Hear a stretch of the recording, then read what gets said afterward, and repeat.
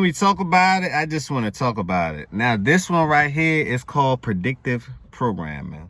Smash that like button, comment if you know what predictive programming is, and if you haven't heard of it, let me break it down to you. What is predictive programming? Predictive programming is something like The Simpsons. It's when you put things inside of cartoons, movies, or reality that end up, before it's time, that end up being what's happening. Right?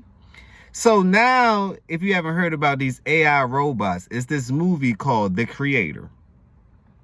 The creator decided, as far as its promotional campaign, it's going to create robots to go to maybe an NFL game or a basketball game with the creator outfit on, and they're watching the game.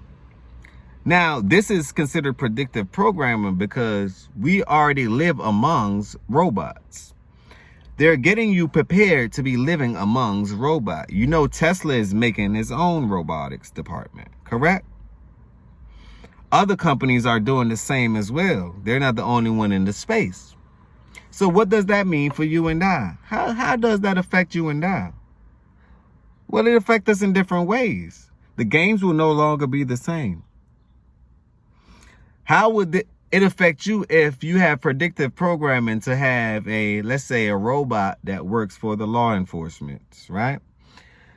How will we be able to manage or regulate what's going on with mass manipulation?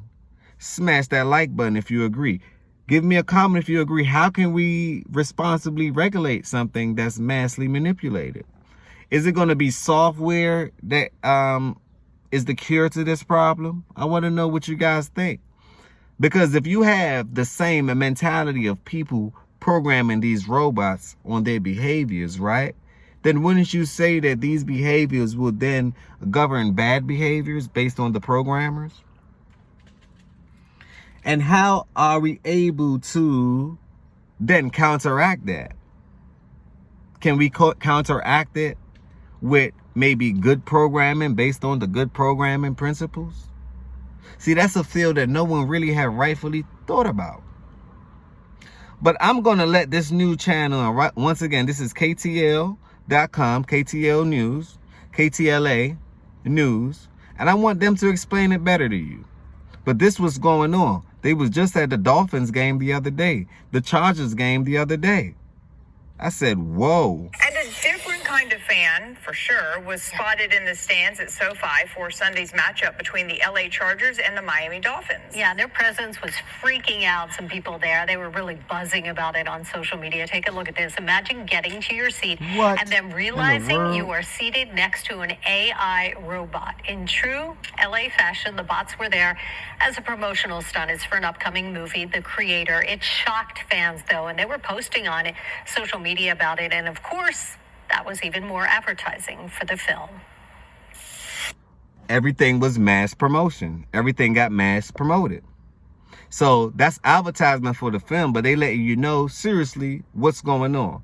Now, all these videos that I use is for educational purposes only, right?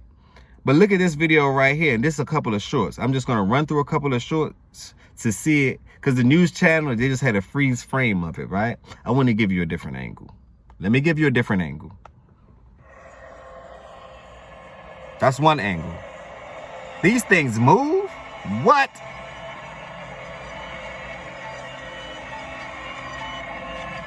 That's one angle. This is another angle.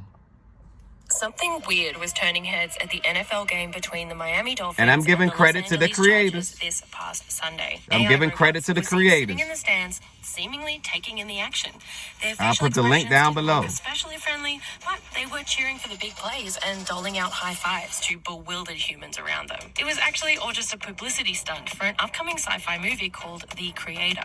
Thankfully, these robots seemed less intent on world domination, but reactions from fans at the SoFi Stadium were definitely mixed. Former NFLer Pat McAfee was not happy to see them, and he didn't hold back on his show. Just know this, you little fake fucks. I'd boot both your heads off if I had to. It most likely did its job as a publicity stunt for The Creator.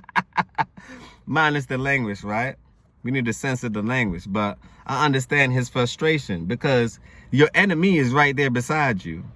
The people and the thing that's going to take your job and take your future and control your future is right there beside you. So what we as human, what must we do? I look at the future as being, we may be mixed in with the with these robots. We may have half, it may be like our robot, have robotic legs, but still humanoids.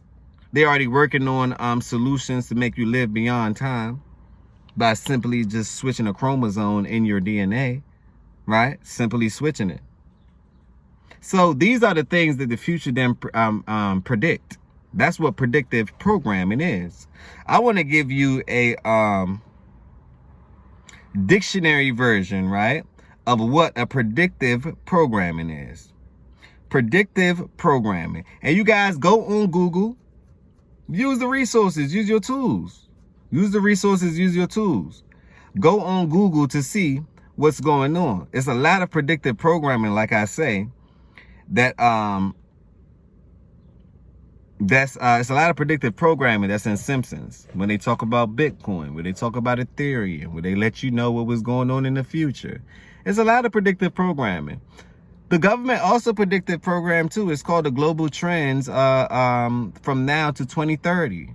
They give you exactly what they plan on doing, except it's just in black and white, and you can read it. It's free, so you can put yourself in positions to win. That's called predictive programming, predictive coding. So anything that's future, like a future hypothesis, right? That's what predictive programming is. But I want to give you a definition of what it is. Predictive programming is a recurrent element across many conspiracy theories, right? The claim is that when conspirators plan a false flag operation, they have reference to it in the popular media before the mass amount of people, before the event takes place. When the event occurs, the public has softened up and therefore passively accepts it. So basically, predictive programming controls passive behavior. It makes you accept things that you cannot control. That's the art of predictive programming. Smash that like button if you agree and let me know how predictive programming is affecting you. Share this content. Let me know if y'all went to the game and y'all seen the same thing. What was the feeling like? I want to know. Because I'm specifically going to the game next time just to see him. Just to see him. And then how would this movie affect the future, the creator? Let me know about that too. Leave your comment down below. Don't forget to smash that like button. Smash that I don't like button, but let me know why you don't like. Leave a comment or two, a comment or a few. Don't forget, most importantly, to share this content, because I want people to be aware, most importantly. That's the motto. I want people to be aware. So share the content. And this is how you pay me forward, by simply subscribing. So subscribe to my channel. It's free. Healthy discussion. You know, where we talk about these things. A discussion can actually create solutions. But it all starts with a discussion, just as much as it all started with a word. And they had to discuss right after what that word meant. So, this is Healthy Discussion. Don't forget to subscribe. Like, with that note, remember, positivity over everything, right? And call someone. Check on somebody. See how they doing. Because if I make it and the world doesn't, I'm still affected by it. Right? Not if I make it. I'm making it and the world might not be making it. But it's my duty to ensure that more and more people come through that door. On that note, smash that like button, comment, subscribe. Positivity over negativity. We out.